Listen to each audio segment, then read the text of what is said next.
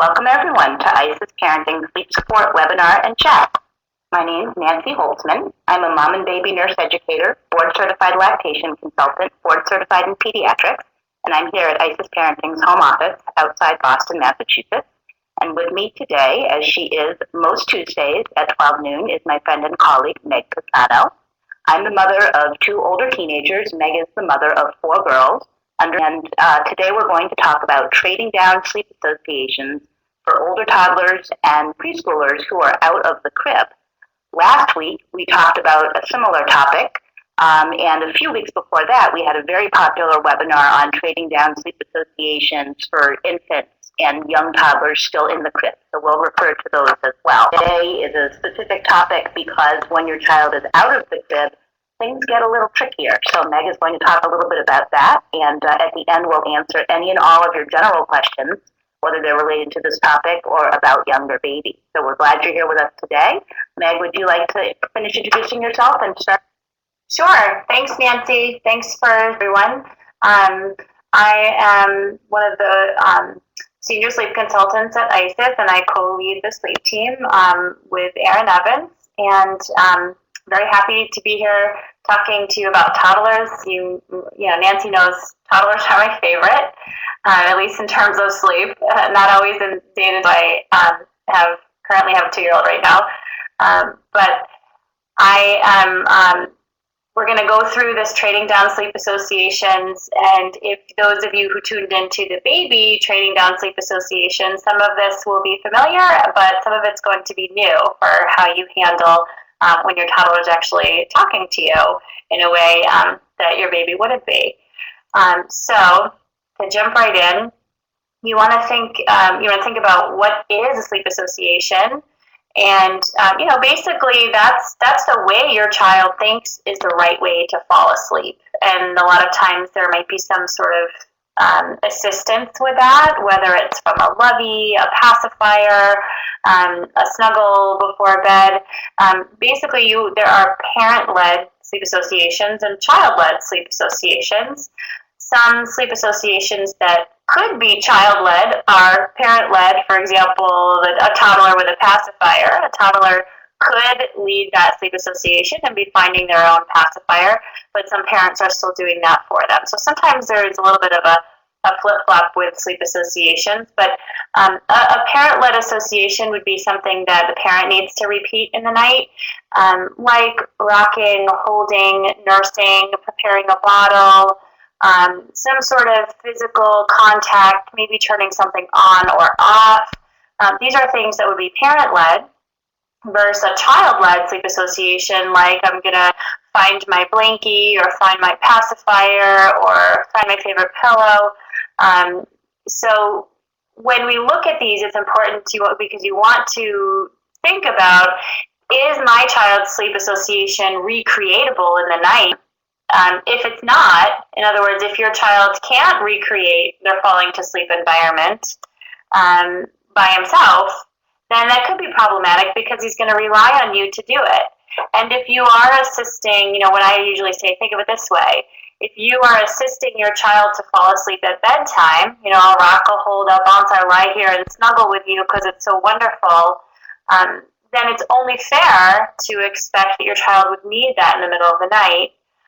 When your child has a normal sleep cycle.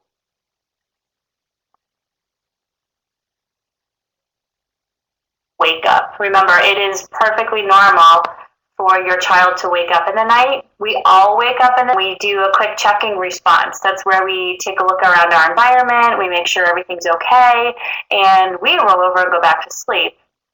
But for a child who doesn't know how to do that on his own, they would continue to call the parent. So that's why I say, look at your sleep associations, make sure they're child-led if you're having a problem, and if through the night, you need your child to be able to do to provide their comfort throughout the night. And if you have a sleep association that's causing some night wake-ups right now, like your child's relying on you for those things I mentioned, like bottles or nursing or snuggles or co-sleeping, then a nice way to sort of extract yourself from the room is in a trading down way. This means we sort of slowly trade from the sleep association that you're currently doing, and we start transitioning you down into doing a little less and a little less and a little less soothing.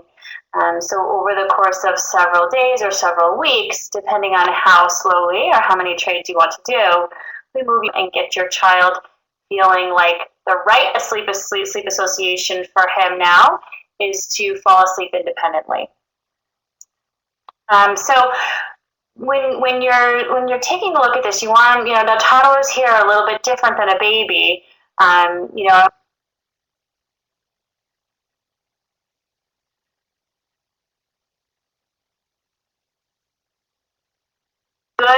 So positives to this approach are that, change can be a little hard. And if your child is, 2.5, 3, and it's been their whole little life's worth of attachment to one way of falling asleep, and you're going to try to change it, then going in a slower, kind of more soothier way can be really helpful. Some toddlers, too, at this age are starting to verbalize some anxieties. They may be coinciding with new fears of the dark, big changes in life, like, hey, I just moved into my bed, or I have a baby sister, or I'm going to school. There might be some sort of separation anxieties coming up again that you may have noticed, as an infant. And other toddlers are becoming obsessed with routine. They need their pillow just so, their blankie just so, their animals just so. Again, these are things that are hard to recreate in the night, so things you're going to be working on, encouraging your toddler to take control and master now on her own. And then, of course, finding a new way to fall asleep. If your sleep association is going to be changed altogether, it can take a little while for your child to learn how to do this. And so, again, going slow sometimes can be really helpful. Why you might not use this method would be if your sleep debt, that's basically your overtiredness, if your child's sleep debt is extremely high, you may benefit from doing something quicker. In other words, whenever you do a slower, more soothy approach, or I should say, whenever you do a more soothy approach, it will take you more consecutive nights in a row. If your child is extremely overtired and you're really noticing, some problems with, just totally melting down the behavior, maybe they're starting to get sick a lot, then you may want to do something that would be a little faster just to get everybody sleeping as fast as possible. Same thing for parent. If your sleep debt is extremely high, maybe you have a newborn baby in the house at the same time you are going through toddler struggles, you may just not be able to function safely do a slower approach like this. So there, different families have different things going on. Maybe you have multiple children who all need your attention at the same time in the evening, and it's not practical to do something really slow. If you have work or schedule conflicts, or I love to see parents really watch what they feel is the best fit with their child. And we always go into a call when we do a sleep consult, and we always say, okay, let's think about the parent's personality, let's think about the child's personality, let's find the best fit. And then as you're going through your work, if you feel at some point like, you know what, I think this was maybe what I wanted, and I'm not sure it's the best match with my child, I love to see when parents can really, embrace that and say, okay, I think maybe do a faster approach. Or on the flip side, some parents start faster and their child would really benefit from a slower approach. Okay, so as always, before you ask your child to make a change, you have to make sure that you are giving her all the tools you possibly can to succeed. And so you go back to the basics and you have to set the stage for great sleep. Your timing must be right. And especially with the toddlers, that nap is central to the day. You're allowing your child to have enough time in the afternoon to rebuild her sleep pressure or her sleepiness. That sleep pressure is going to work together with the hormones of the circadian rhythm to be initiated at bedtime. But you need your child to have enough time in the afternoon to rebuild that sleep drive. And this time of year, it's extremely important that your child is exposed to as much light as you can because it's so dark outside now. The tendency is we kind of have, we kind of cave down hanging out in our houses. But really, if you can get out, do something. Obviously, there's no natural light, but bright lights. If you're home, keep your lights on bright as you can in your house until you're ready for wind down time for bed. You're making sure your toddler's sleep environment is ideal. So rooms are cool, rooms are dark, rooms are quiet, and as always, we do recommend using a continuous white noise machine that would stay on for your child's whole night, protecting him from any environmental stimuli that might awaken him during those periods of sleep where he's more susceptible to being aroused, particularly the early morning. Again, the bedtime routine is predictable. It has an ending point. If bedtime battles are part of what you have going on, like if it's not just a sleep association, if it's the whole leading up to bed problem, then I would also recommend you watch the bedtime routine webinar as well, so that you can get that kind of sorted out as your sleep association trades as well. Okay, so when you feel like I've got everything set, I've got my schedule in place, my environment is perfect, my bedtime routine is regular and predictable, we're all on board here. Now you're going to begin trading down your sleep associations. And you always will begin this at bedtime. Probably heard me say this before. You don't ever want to spring this on your child at, say, 2 in the morning when the sleep drive is a little lower. You're starting each sleep initiation is going to be predictable now, and you start at bedtime when you have the circadian rhythm and the sleep pressure working in your favor. Okay, and so babies, you'd still need to pick your high soothing and your low soothing. Okay, your high soothing is like your go-to. What works right now with your child? Is it lying down under the covers and snuggling?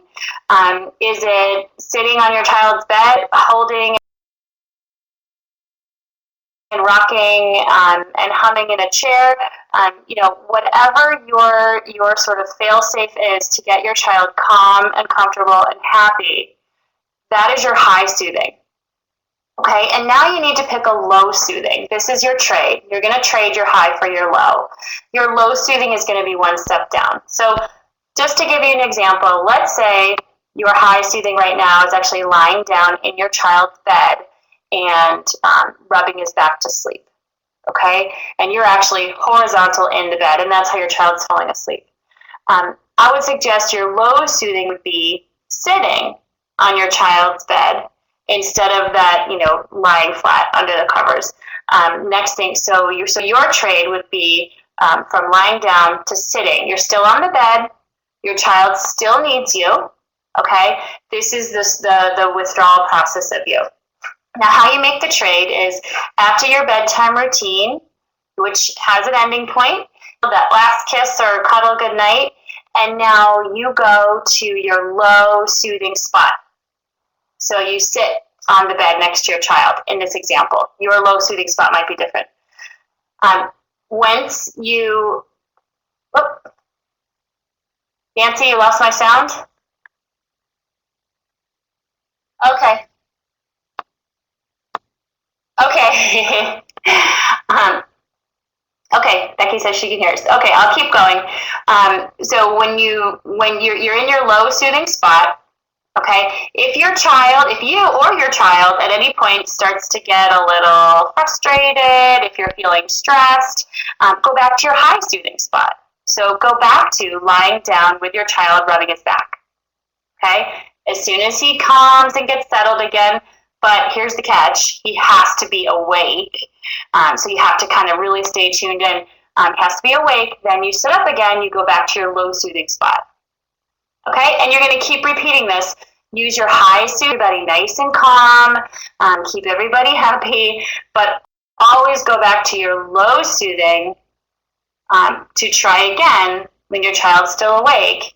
And ultimately, when sleep comes, okay, you need to be in your low soothing spot.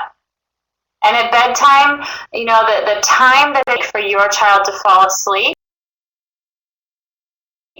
that time is what it is. I mean, again, those of you who've tuned in, you've heard me say this.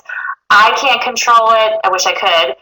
You can't control it. we do things to help, like we have a regular bedtime, we have a great sleep environment, we have a predictable bedtime routine, we're very consistent in our behavior. But when your child is the one who has to close his eyes and go to sleep. So that we can't control, but what we can control is what are you going to do during that time. And in this particular method, you're making your trades, your high soothing, your low soothing, your high soothing, your low soothing. And when sleep comes, you're in your low soothing spot. That's extremely important. Okay, every few days, for toddlers, it's going to take at least 3 days for your toddler to believe you that this is the new reality. Okay, it takes that many days of consistency. So sometimes parents email me and say, hey, I just did this morning and it didn't work. And I say, at least 3 days. Anything for more than 5 days in a row in toddler land, it takes a little while for them to actually believe you. So every few days, you're going to trade down again. Now what happens is your low soothing, so in my example, sitting on the bed, that becomes your new high. Now your child is accepting of you sitting on the bed, and so now that can become your new high soothing, and you pick a new low soothing. So, for example, maybe sitting in the chair right next to the bed, now you're no longer on the bed. You're still very close, and again, your child still needs you and will still expect a response from you, but we're moving you, slowly out of the room. So then you would alternate back and forth between your new high soothing, which would be sitting on the bed, and your new low soothing, which might be sitting in the chair. Same process. You go back and forth between your high and your low soothing, always ending in the low. And then every few days you make a trade down again. And it depends on, how big your room is, how complicated was your high soothing to begin with, how many trades would you like to make, how is your child responding. Again, there are always sort of very individualized ways we can tweak this, like, for example, how I would do in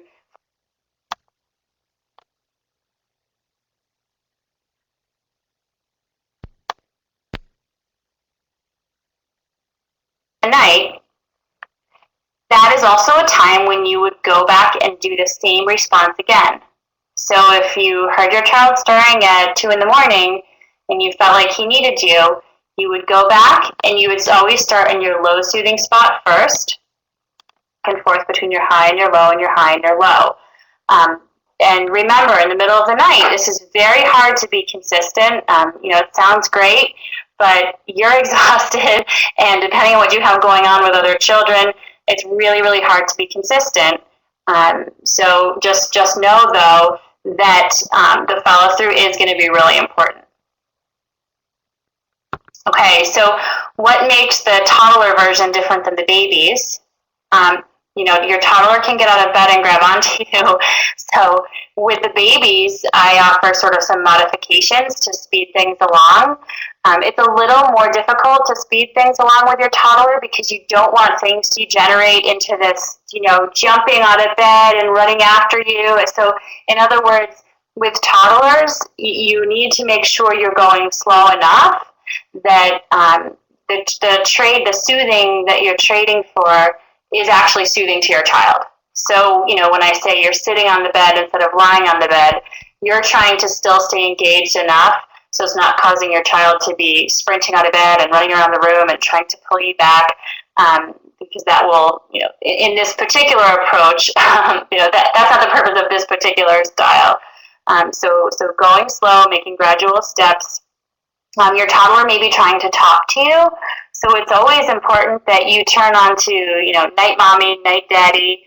You're in total night mode, which means you are always gentle and quiet and calm, but you're not, and you're also, you're not engaging your toddler in any back and forth. You're not reminding, you're not bribing, you're not, threatening, none of that. Because remember, too, if your toddler is getting a little upset or frustrated, she's only hearing like every third word you're saying anyway, and it's not going to help. So just be consistent with your behavior. That's much more effective.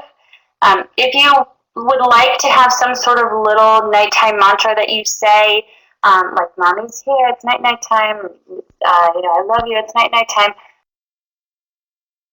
that is fine. If you just want to do quiet shushing, that's fine too, but it has to be quiet. And then as far as, verbalizing fears, having obsessions, with fears, the biggest thing is, and I think if we haven't, we're going to do a webinar on toddler fears. The biggest thing is you're trying to give your child coping tools. You're not reinforcing fears. You're not looking under beds. You're not spraying monster spray. You're not, doing things that are actually inadvertently reinforcing your child's fear. You're giving your child tools to cope, like, hold your blankie, here's your bear, like, I need you to fix my pillow, or, I've worked with a bunch of families who kids like blankets just so, or they like pillows just so, or pillows flipped, or animals tucked in just so. When this is going back to your bedtime routine, but when you're doing your bedtime routine, ask your child now to be doing those things. You get your pillow how you want it, or you tuck your animals in, and then that'll be time for mommy to give you your kiss. Again, this is more personalized child by child, but now is the time for you to be teaching your child how to be arranging their stuff in the way that they like it. Same with the pacifier. Your child is finding pacifiers now on their own, if that's applicable to you. Okay, and then with toddlers, this method actually does evolve really nicely into scheduled check-ins. Once you get off your child's bed, so if you've been lying down, co-sleeping, or at least falling asleep together, and then you move to sitting on the bed, and then you move to sitting next to the bed, that's the time I love to see parents merge this into the scheduled check-in approach to get your exit strategy, and get yourself out of the room more quickly. And that link is right here in the scheduled check-in approach.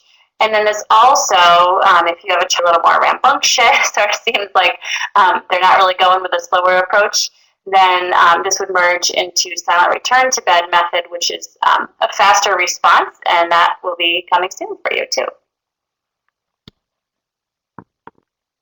Okay, and as always, especially with toddlers who have very particular needs and obsessions and routines, sometimes a sleep consult is really ideal for helping to pull those apart in your particular situation.